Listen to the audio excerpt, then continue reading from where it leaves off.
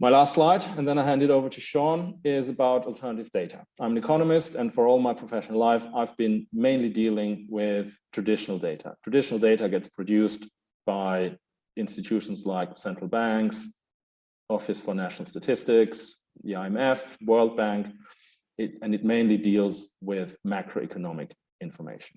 GDP is the holy grail of economics, gross domestic product, in layman's terms, what gets produced in the country in a certain time period. But we also look at inflation, unemployment rates, corporate earnings, for example, features there. But then the pandemic came, and there's one flaw in most of the data, and that it's basically backward looking. You look in the rear mirror and you find out how the economy did in the past.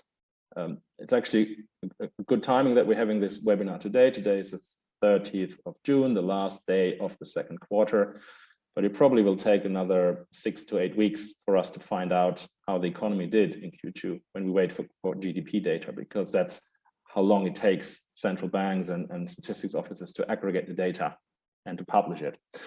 So during the pandemic, there was obviously the need to use different data sources to have a bit more real-time information. And on the left-hand side, you see some of the data sources that were used by economists to get a better idea of what's happening in the economy rather than waiting for GDP data or unemployment data. Mobility indices produced by Google were used, road toll data. I remember Dun & Bradstreet trying to build a model for the state of the retail sector in the US. And one of the ingredients that was used was satellite data for car parks. So my colleagues looked at, is the car park full? Yeah, that's great, which means the retail sector is doing well in that mall. If the car park isn't full, the opposite's happening. So satellite pictures were increasingly used. Table bookings, Open Table, for example, that was used. Social media tracking is increasingly important, and ESG as well. There are some advantages that these data sets bring.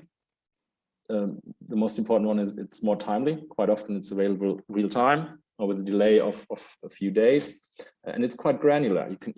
You can drill in very well. But there are disadvantages. One of the disadvantages that I haven't mentioned is quite often you have to pay for it, which isn't great for economists. All the stuff on the left, the traditional data, is available free of charge. But for satellite pictures, you obviously have to pay. But the main problem is that there is no long history. You can't really say at the moment it's looking like that. That compares against this state in the 80s or in the 90s or something. That data has only been around for a few years, which makes it hard to test your hypothesis, whether it's a valid statement you're making here. I think GDP will remain the most important feature for us economists for the foreseeable future, but I also think that this alternative data is increasingly important for us to improve our models.